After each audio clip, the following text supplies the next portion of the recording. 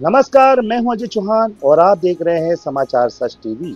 उत्तराखंड की नारी शक्ति अब सिर्फ सीता और दुर्गा के किरदार तक सीमित नहीं, बल्कि राम और लक्ष्मण के रूप में भी अपनी प्रतिभा का परचम लहरा रही है। विगत वर्ष की तरह इस वर्ष भी हल्द्वानी में पूरी तरह महिलाओं द्वारा अभिनीत महिला रामलीला का मंचन होने जा रहा है, जो नारी सशक्तिकरण और शक्ति का अद्भुत संगम है। इस लीला की परंपरा की शुरुआत पुरनवा महिला समिति ने की है। इस वर्ष भी 1 अप्रैल से 11 अप्रैल तक हीरानगर हल्द्वानी में यह भव्य लीला मंचन होगा, जिसमें सभी पात्र महिलाएं कर रही हैं। राम, लक्ष्मण, सीता और अन्य किरदार निभाने वाली महिलाएं बीते 2 महीनों से कठिन प्रशिक्षण में जुटी हैं। छंद, चौपाइयां और अभिनय के गहरे गुर सिखाने का काम निर्देशिका भगवती वेस्ट और सह निर्देशिका हेमा हरबोला कर रही हैं। आइए लीला मंचन की तैयारियों पर समिति के सदस्य ने क्या बताया, हमारे रिपोर्टर को जानते हैं। मैं इस समय पहुंची हुई हूं जहां पर पुनर्नवा महिला समिति की महिला रामलीला की तैयारियां चल रही हैं। चलिए हम पूछते हैं, पहले तो प्रचार मंत्री और हमारे साथ महामंत्री शांति जीना जी हैं, उन्हीं से पूछते हैं क्या क्या तैयारियां चल रही हैं। अभी 1 अप्रैल से 11 अप्रैल तक ये रामलीला उत्थान मंच में होने जा रही है और हमको पूरी उम्मीद है कि आप लोगों के सहयोग से, आप लोगों के प्रचार प्रसार से ये विगत 2 वर्षों से एक अच्छा उदाहरण उपस्थित और करेगी। और हमारे साथ प्रचार मंत्री कल्पना रावत जी भी हैं, क्या कहना चाहेंगे? हमें अच्छा लग रहा है ये काम करके, महिला सशक्तिकरण है। देखिए हम करते हैं शादी, हम करते हैं महिलाओं की, निर्धन कन्याओं की आज 15-16 साल से शादी करते आए हैं।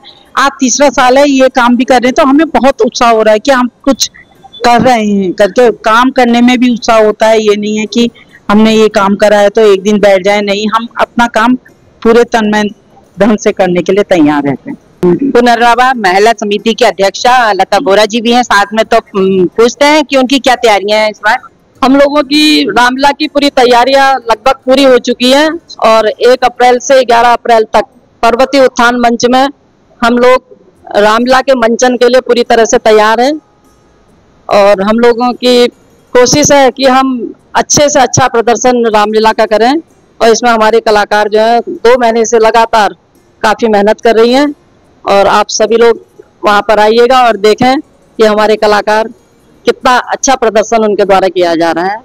और आपके माध्यम से मैं यही कहूँगी शहर की जनता से कि ज़्यादा से ज़्यादा संख्या में वहाँ पर आएँ और नारी सशक्तिकरण को और मजबूत करें। जी ना मैम, इस बार की रामलीला में कुछ खास है जो नया तो मैंने अभी और लोगों ने भी पूछा था, वही है जो सीता जन्म, क्योंकि ये विचार इसके लिए आया। वैसे भी हम लोग हमेशा कुछ नया करने, जैसे प्रथम बार की हमने रामलीला में ये बाल हनुमान वगैरह नहीं बनाए थे।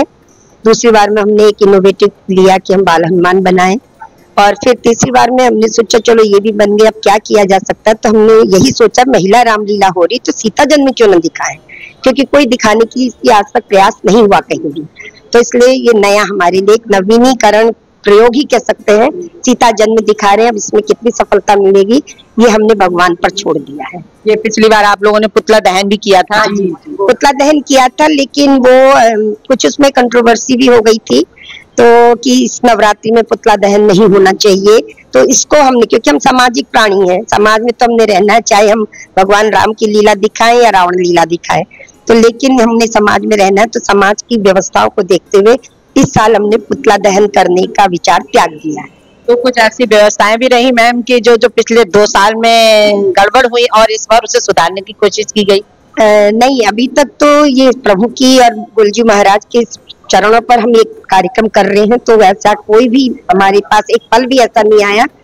हाँ, होता है बड़ा, आप इवेंट लेके चलते हैं, प्रोजेक्ट लेके चलते हैं, तो कुछ नए इफेंट बर्ड्स लगते हैं, बट वो बड़ी स्मूथली भगवान राम ऐसे साफ करते गए जैसे मध्य सुगंधित हवा बहती है, तो ऐसा कोई कारण नहीं बना। मेरा नाम मंजू बनकोटी, मैं उप सचिव हूँ पुनर्नवा महिला समिति में।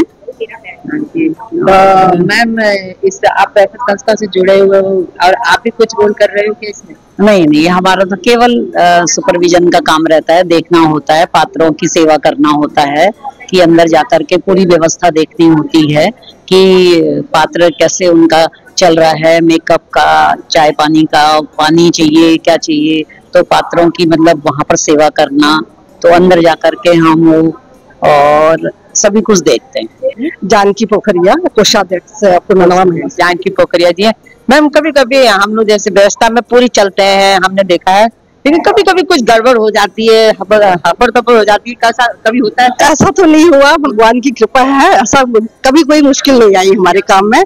प्रभु राम जी हमारे साथ है तो सारा काम सरलता से होता है, ऐसी प्रॉब्लम कभी नहीं आई। और जो जेंट्स आए हैं ना, वो इतना खुश हो रहे थे, क्योंकि जेंट्स का थोड़ा रहता है खाना पीना कई चीजें रहती है, इतनी शांति, इतना बढ़िया, हैरान हो रहे थे कि भाई कितना अच्छी शांति से तुम्हारा काम हो रहा है करके।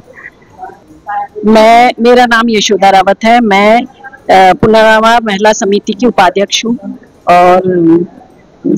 और कुछ कहना चाहेंगे जनता से? जनता से मेरा यही निवेदन है कि ज्यादा से ज्यादा जनता आए और हमारे सारे पात्रों का और हमारा पुनर्नवा महिला समिति का उत्साह बढ़ाए। आइए मैम। तो इस समय हमारे साथ गीता बोरा जी भी हैं, मैम कुसुम बोरा जी है, सॉरी, पार्ट भी खेलती हैं, पार्वती समिति को पार्ट नहीं खेल रहे, हम लोग अपनी पूरी जिम्मेदारी निभा दी है इस बार, औरों को मौका दिया है। अच्छा, इस बार कोई रोल नहीं की बात है, ये जिम्मेदारी बहुत बड़ी की बात है। कमला रौतेला। आप क्या हो यहाँ पर पद? मैं 2 साल में भगवान श्री राम की माता कौशल्या का पाठ खेलने का सौभाग्य मिला। इस बार समिति में थोड़ा सेवा के लिए इसलिए पार्टिसिपेट नहीं किया है, इस बार नहीं कर पाए। जी जी। अच्छा लगता है वैसे? बहुत अच्छा, भगवान राम के। कभी पहले रंगमंच में ऐसा कोई कार्य नहीं किया नहीं था। बचपन से मेरे पिताजी भैया लोग सब इस चीज से जुड़े हुए थे, रामलीला से, तो मुझे बहुत शौक था भगवान राम के कोई भी कार्य में ना। तो पिछले साल मैंने कहा मैं कौशल्या, दीदी नहीं बोला कि तुम कौशल्या का पार ले लो करके, तो 2 साल बनी।